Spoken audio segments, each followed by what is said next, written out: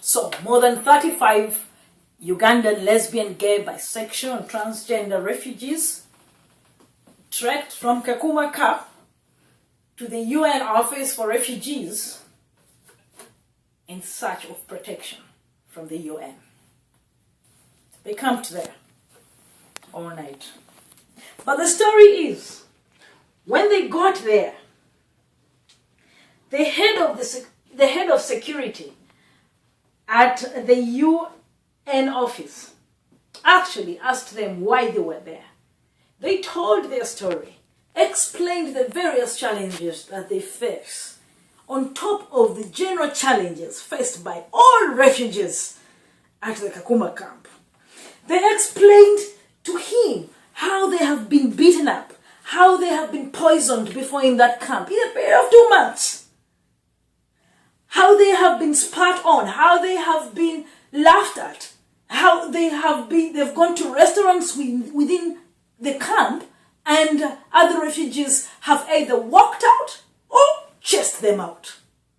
They explained all these things to the head of security at the UN office, and actually explained to him what had just happened, the attack on one of them, and later all of them by the other refugees within the camp, basically based on their perceived sexual orientation.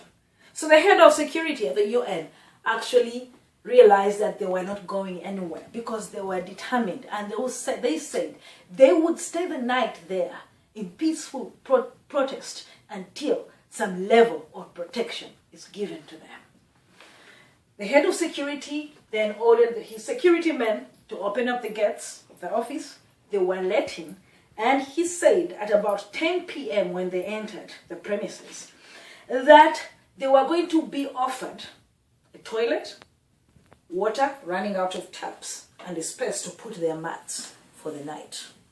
This they took and happily accepted.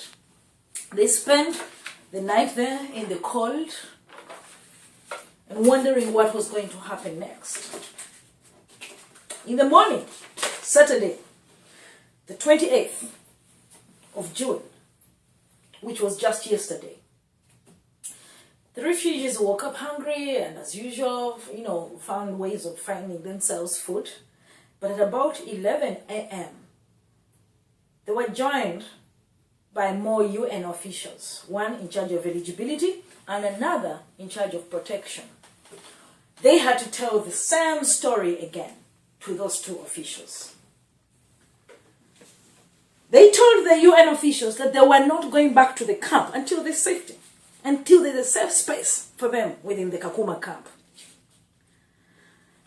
The UN officials actually told them in response that the reception area where they stay in the Kakuma camp is the safest area of the camp. And yet we are reporting to you that this is where they were beaten up from.